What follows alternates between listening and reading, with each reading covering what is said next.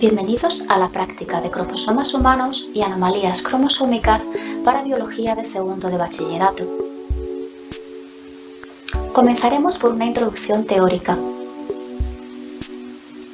El cariotipo humano está compuesto por 23 pares de cromosomas, 22 pares son autosomas y la última pareja son los alosomas o cromosomas sexuales, la pareja 23, que determina el sexo biológico del individuo, de tal modo que XX se corresponde con el femenino y XY con el masculino. Cada uno de los cromosomas de cada pareja proviene del padre o de la madre del individuo, transmitidos desde las células gaméticas haploides, espermatozoide y óvulo respectivamente. Es decir, la fusión de dos células haploides N forma un cigoto 2N, con dos cromosomas homólogos para cada posición. A partir de ese cigoto se formará el embrión y el futuro individuo. Dependiendo del momento del ciclo celular, podremos observar los cromosomas homólogos como cromosomas simples o dobles. Bajo el microscopio, los cromosomas se ven como estructuras delgadas y alargadas. Tienen un brazo corto y otro largo, separados por un estrechamiento o constricción primaria llamada centrómero. Los cromosomas metafásicos humanos presentan tres formas básicas y se pueden clasificar de acuerdo con la longitud de los brazos corto y largo, así como por la posición del centrómero. Los cromosomas metacéntricos tienen brazos corto y largo de una longitud similar, con el centrómero en el punto medio. Los cromosomas submetacéntricos tienen los brazos corto y largo de longitudes desiguales, con el centrómero más próximo a uno de los extremos. Los cromosomas acrocéntricos tienen el centrómero muy cerca de un extremo, con un brazo corto muy pequeño.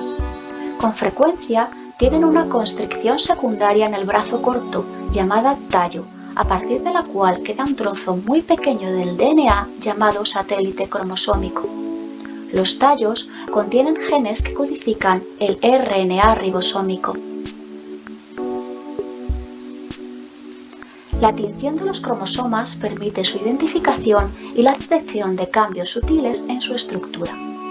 El tratamiento de tinción más común se llama bandeo G, proveniente de la tinción G de Giemsa. Durante un análisis completo, cada cromosoma se compara críticamente, banda por banda, con su homólogo. Los cromosomas pueden entonces disponerse en pares de acuerdo con su tamaño y su patrón de bandas, constituyendo así un cariotipo. Este permite al analista citogenético examinar aún más en detalle cada cromosoma en busca de cambios estructurales. Se hace entonces una descripción por escrito del cariotipo, definiendo así el análisis cromosómico. Las bandas G pálidas corresponden con DNA rico en guanina y citosina. Son zonas de replicación temprana con muchos genes. Las bandas G oscuras corresponden con DNA rico en adenina y timina. Son zonas de replicación tardía con pocos genes. Un ideograma es el conjunto de todos los cromosomas humanos ordenados en grupos según su tamaño, la posición del centrómero y el patrón de bandas. Este es un ejemplo típico de un cariotipo masculino normal con resolución de 650 bandas. Los cromosomas homólogos se han emparejado de acuerdo con su tamaño, patrón de bandas y posición del centrómero. Este cariotipo se describe como 46XY, lo que significa 46 es el número total de cromosomas, XY son los cromosomas sexuales de la pareja 23.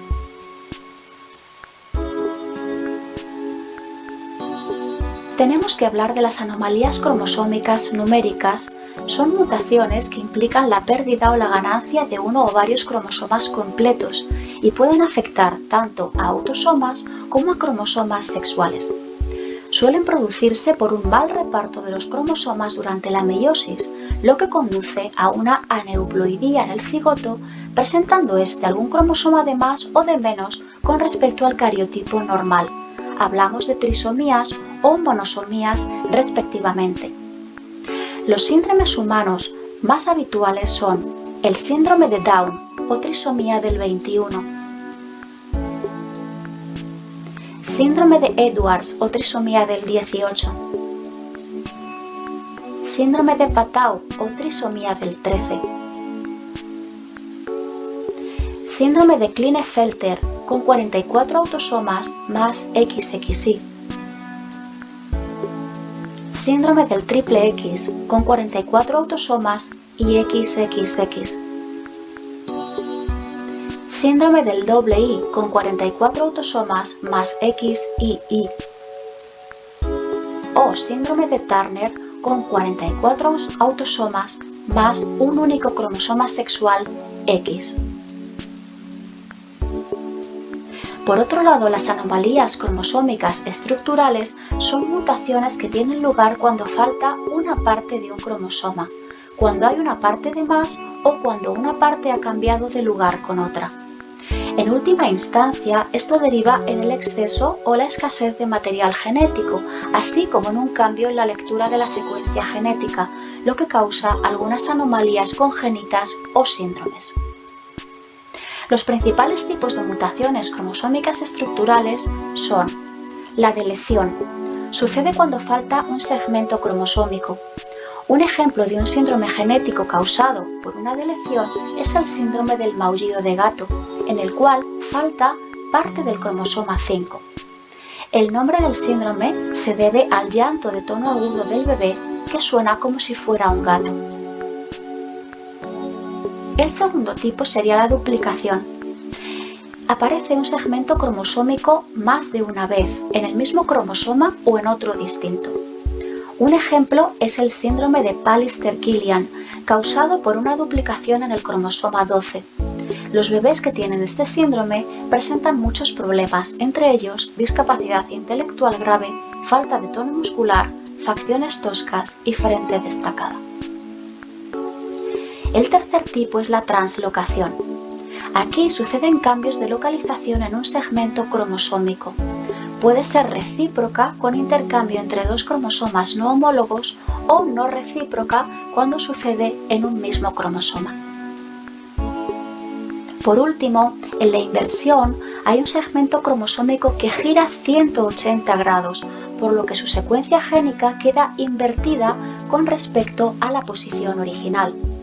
El segmento invertido puede incluir el centrómero, en cuyo caso hablaríamos de una inversión pericéntrica, o no incluir al centrómero, en cuyo caso hablaríamos de una inversión paracéntrica. Las mutaciones cromosómicas estructurales, además, pueden dificultar el proceso de la meiosis en el portador, pues se entorpece el emparejamiento correcto de los cromosomas homólogos. En caso de ocurrir la meiosis, el gameto resultante puede transmitir cromosomas defectuosos, dando lugar a una descendencia inviable o con mutaciones. Es el caso del síndrome de Down familiar.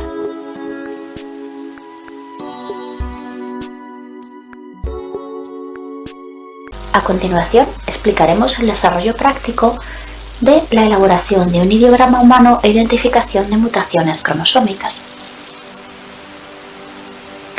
Recuerda mantener las 10 normas básicas de seguridad en el laboratorio y atender a las normas de prevención del COVID-19, tal y como establece la normativa sanitaria.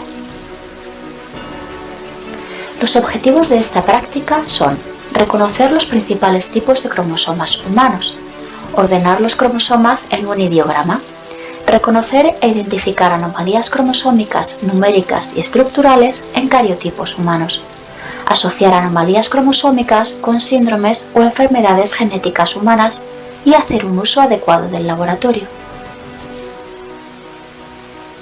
Los materiales necesarios para el desarrollo de esta práctica son los siguientes. El alumnado deberá aportar lapicero, goma de borrar y bolígrafo azul o negro, también tijeras y pegamento. El centro facilitará un cariotipo recortable para la construcción del ideograma, así como imágenes de ideogramas reales para identificación de anomalías cromosómicas. El procedimiento de la práctica se llevará a cabo en 2 etapas diferentes.